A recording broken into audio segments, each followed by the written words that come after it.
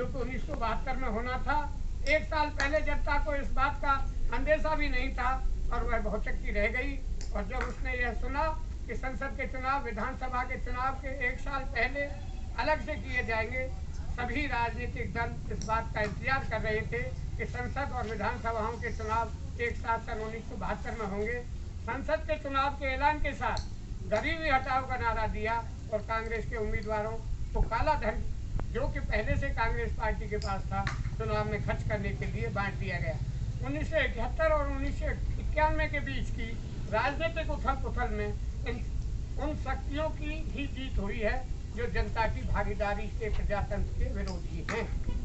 इस 20 वर्ष की राजनीतिक प्रक्रिया का परिणाम यह हुआ कि 1991 में जब चंद्रशेखर प्रधानमंत्री बने तो उन्होंने खजाना खाली पाया और उसके बाद नरसिम्हा राव प्रधानमंत्री और डॉक्टर मनमोहन सिंह वित्त मंत्री बने और इस युगल जोड़ी ने हमारे देश को विश्व बैंक और IMF के मकर जाल में फंसा दिया, जिनका नतीजा यह हुआ कि हमारी राजनीतिक और आर्थिक संप्रभुता के समाप्त होने का सिलसिला तेजी से शुरू हो गया।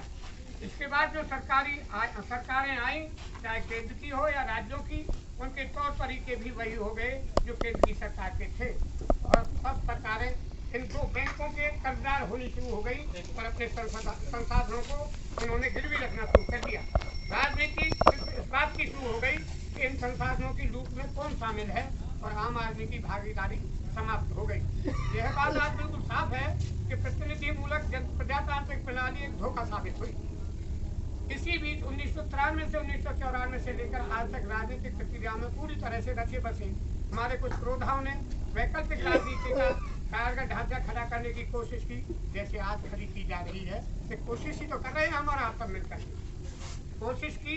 खासतौर पर किशन पटनायक, रवि राय और मधु दंडवते, सुरेंद्र मोहन आदि के प्रयासों को हम सम्मान की नज़र से देख सकते हैं, लेकिन एक मजबूत एकता के अभाव और ठोस कार्यक्रमों की कमी और कुछ भीतरी दरारों के चलते यह मुहिम बीच रास्ते में ही रुक गई।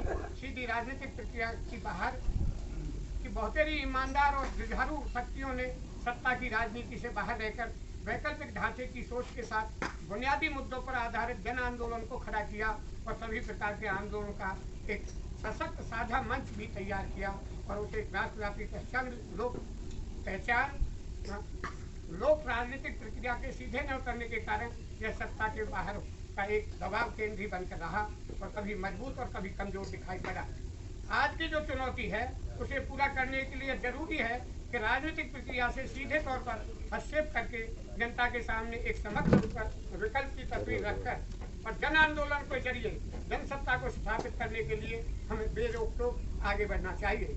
अगर हम भारतीय संविधान के नीति निर्देशक तत्वों के शामिल अधिकारों को हासिल करके लक्ष्यों को प्राप्ति करने और सपनों को पूरा करने को भी अपने एजेंडा का हिस्सा बना लें तो जिस सामाजिक न्याय की गारंटी करता हुआ आर्थिक विकास हमें प्राप्त करना है, उसके लिए हमें जन भागीदारी आधारित विकेंद्रित राजनीतिक प्रणाली की तरफ कूच करना होगा। शायद यही एक रास्ता है जो सत्ता और संपत्ति के केंद्रीकरण के कानूनों को धाराशाही कर सकता है और उसे अपने हाथ में लेकर तानाशाही की तरफ बढ़ रहे मौजूदा राजनीतिक प्रवृत्तियों को ध्वस्त कर सकता है। मित्रों, अंग्रेजी और उपनिवेश आस्था के चंगुल में निकल कर जब हमने अपने आप को लोगों को हाथ में इस देश की सत्ता सौंपी तो हमें आशा रही होगी कि ग्राम स्वराज के लेकर बुनियादी बदलाव की सभी कसौटियों पर इस देश के संविधान और व्यवस्था को रखा जाए। लेकिन इस कथित आज़ादी के 2 दशक भीतर ही तस्वीर साफ हो गई कि अंग्रेजों की दी हुई व्यवस्था को हमारे शासक निर्ममता और निष्ठुरता से आगे बढ़ा रहे हैं और 2 दशक बाद आम जनता के मोहभंग निराशा से निपटने के लिए जिस गरीबी हटाओ के नारे के तहत 70 के दशक के शुरुआत में श्रीमती इंदिरा गांधी सत्तारूढ़ हुई, उसी अंधे जनादेश के आवेग में उन्होंने संसदीय जनतंत्र की रही सही मर्यादा को भी ताक पर रख दिया। और वेरी इंपॉर्टेंट शब्द हैं ये। हम पिछले 2 दशकों से लगातार यह सवाल बहस के एजेंडे पर लाना चाह रहे हैं कि संविधान की जनता के हक में लागू करने के लिए जिस केंद्रीकृत व्यवस्था का सहारा लिया गया उसने आम जनता की भागीदारी को बिल्कुल हाशिए पर ला दिया। प्रतिनिधिमूलक प्रजातंत्र के प्रयोग ने एक नए प्रकार की संवैधानिक निरंकुशता को आगे बढ़ाया और इसी का परिणाम था कि चुनावी जनादेश की ताकत जन भावनाओं और जनाक्रोश को दबाने के लिए संविधान की आत्मा को नष्ट कर मनुष्य के जीने के अधिकार को छीनते हुए आपातकाल इस देश पर थोपा गया। आम आदमी की भूमिका धीरे धीरे चुनाव में वोट डालकर एक सरकार चुनने से ज्यादा कुछ भी नहीं रह गई।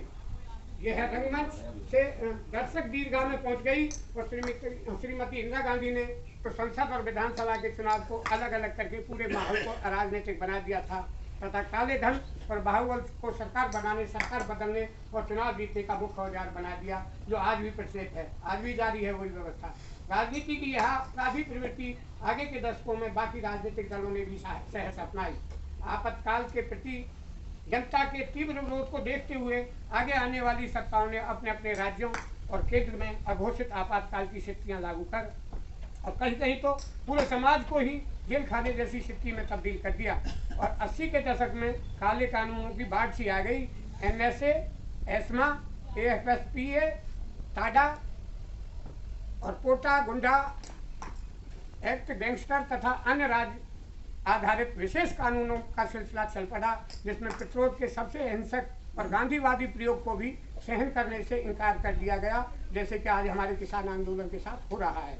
इस देश के सबसे गरीब, शोषित और उपेक्षित आदिवासी जनसमुदाय को उनकी जड़ों से बेदखल करने के लिए बड़ी बेशर्मी से फौज और अर्धसैनिक बलों का इस्तेमाल करते हुए ग्रीन हंट जैसे खूंखार अभियानों का अंजाम देना शुरू कर दिया।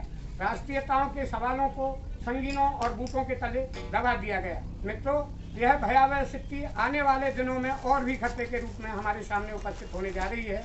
आज जब हम सब प्रबुद्ध लोग यहाँ बैठे हैं तो हमें यह विचार करना होगा कि इससे बाहर निकलने और कारगर तरीके से इससे निपटने का रास्ता क्या होगा और नए जन आंदोलन की रणनीति क्या होगी। मैं और मेरा संगठन निर्विवाद रूप से इस राय पर कायम है कि प्रतिनिधि मूलक जनतंत्र और केंद्रीय शासन प्रणाली ने इस पूरे संसदीय जनतंत्र के ढांचे को भ्रष्ट नौकरशाही के रहमो करम पर छोड़ दिया। इस प्रणाली ने न सिर्फ राजनीतिक दलों, नेताओं और सरकारों को भ्रष्ट कर दिया है, बल्कि इसने बहुराष्ट्रीय कंपनियों, कॉर्पोरेट शक्तियों, विश्व बैंक के दलालों के लिए भी इस महादेश के सारे संसाधनों को लूटने को खुला न्योता दे दिया है। इस प्रतिनिधि मूलक जनतंत्र और केंद्रीकृत व्यवस्था ने ऊपर से लेकर नीचे तक, केंद्र से लेकर ग्राम पंचायत तक भ्रष्टाचार और लूट खसोट का एक विशाल ढांचा खड़ा कर दिया है, जिसकी रक्षा करने के लिए पुलिस, मिलिट्री से लेकर गुंडे माफियाओं तक का इस्तेमाल किया जा रहा है।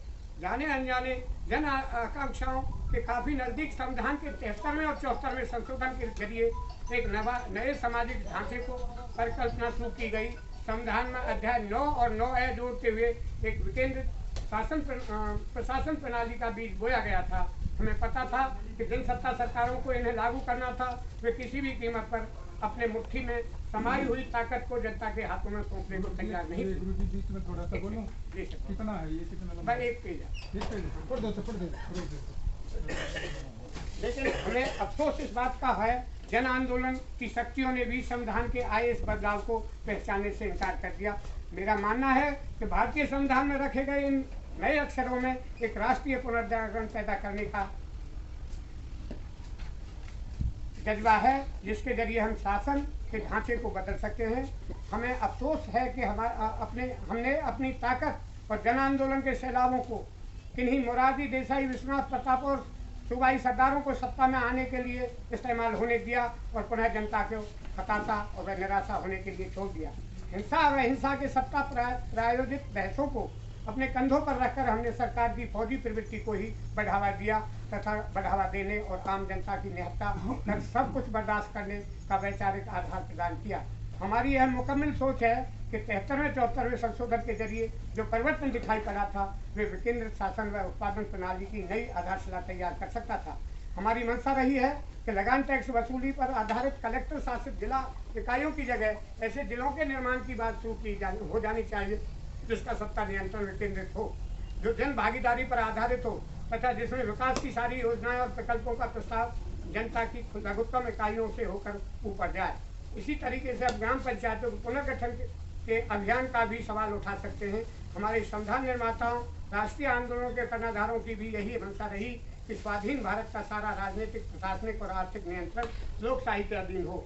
गौरतलब है कि संविधान ने आर्थिक विकास को सामाजिक न्याय के पटल पर देखने की बात कही है, और जब हम सामाजिक न्याय के साथ आर्थिक विकास की बात सोचेंगे तो हमारे सामने भारतीय संविधान के 4 के नीति निर्देशक तत्वों को हूबहू झलकती है। मित्रों, आज जब देश भर की अग्रिम कतार के योद्धा, बुद्धिजीवी और समाज चिंतक यहाँ पर इकट्ठा है, हम चाहेंगे कि आगे होने वाली भारत मंच या जनसंसद के केंद्रीय बहस के एजेंडे के रूप में प्रतिनिधिमूलक जनतंत्र को खारिज करते हुए जन भागीदारी आधारित जनतंत्र को स्थापित करने की बहस को तथा संविधान के 73वें 74वें संशोधन के तहत राज्यों और जिलों और नए पुनर्निर्धारण के सवाल को लाना चाहते हैं। हम चाहते हैं कि हम सब एक राय होकर एक ठोस कार्यक्रम के साथ यहाँ से उठें और पूरे देश में एक नए परिवर्तन का सवाल का जन आंदोलन में बदलने का काम में योगदान। जय हिंद, जय भारत। मेरा विचार ये है बीच में कि देखिए बैठक करते करते हमारे को जिंदगी हमारी जाने को थोड़ी रह रही है, 5-7 साल रह रहे, 10 साल मुश्किल से काम होगा हमारे से, और बैठ के करते करते हो गया ये। बड़े सपने दिखाए जाते हैं, ये होगा वो होगा ये होगा, होया कुछ नहीं। तो करना क्या है, जो भाई आए हैं मैं इनसे जानना चाहता हूँ कि आप रोजाना काम कर सकते हैं, रोजाना समय दे सकते हैं, तो जरा हाथ उठाने। अब मैं रोजाना समय दे सकता हूँ, कोई जरूरी काम हो गया वो तो अलग बात है, वो जरूरी काम हो जाते कोई नहीं, लेकिन जो सामान्य रूप में रोजाना काम करेगा वो हाथ उठाओ।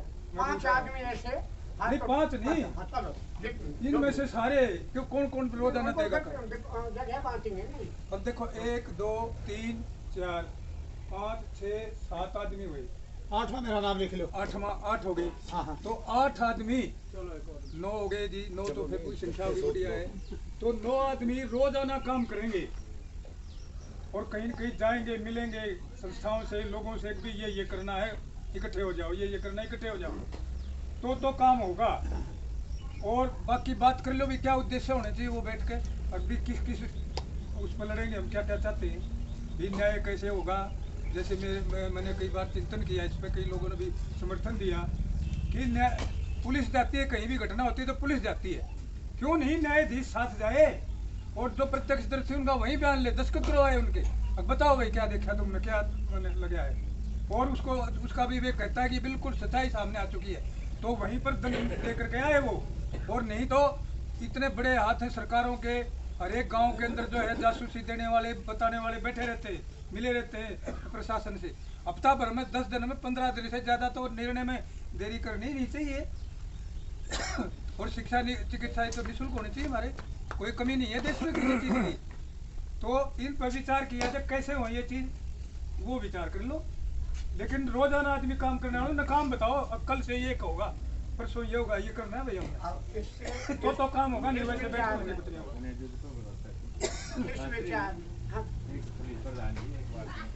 शास्त्री जी, पुलिस का अधिकारी जो इन्वेस्टिगेशन करता है उस पर आप भरोसा नहीं कर रहे, और जज पे हम भरोसा क्यों करें? नहीं दोनों मिलेंगे ना, तो पुलिस तो भी हमारे ही नहीं, जज भी और पुलिस भी दोनों जाएंगे, मैं इंटरवेंशन कर रहा हूं, और दोनों जो है माफी चाहता हूं, दोनों निर्णय लेंगे। हाँ जी, आप थोड़ा और पीछे से हो जाए, अच्छा आगे पीछे ये सुनो, ये बैनर दिखण दो, ये फोटो आओगी इसकी पूरी जो। हाँ, आदरणीय सम्मान के योग भारत देश के बुद्धिजीवी वर्ग आप के, तो मेज से पीछे कुर्सी पे हो जाए, बोलने वाला साइड में, आप वहाँ जाओ, तो बैठ जाओ आराम से, बैठ जाओ। हाँ, आप यहाँ बैठे ना, आपके साथ बोलने वाला हो जाए, कोई दिक्कत नहीं रहेगी किसी को।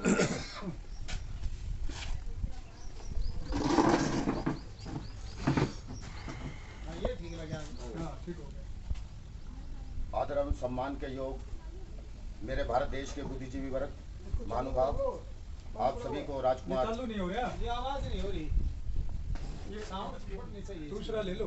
हाँ दूसरा चालू हो गया, बोलो। हेलो हेलो हेलो, इसकी कुछ आवाज ना हो, दे दो ऐसे होता है। हेलो हेलो हेलो, ये कुछ नहीं है, वैसे ही बोलते ना आप, इसको रखो आप, चला रखे है ये।